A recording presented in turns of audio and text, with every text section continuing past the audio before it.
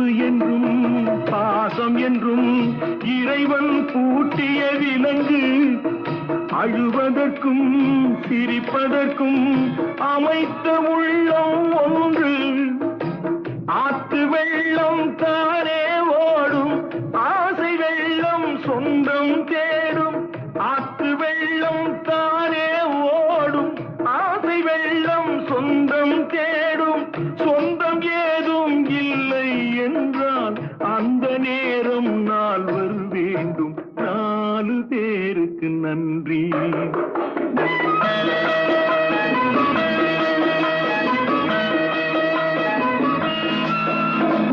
இன்பத்தையே பங்கு வைத்தான் புன்னகை சொல்வது நன்றி துன்பத்திலே துணை இருந்தான்.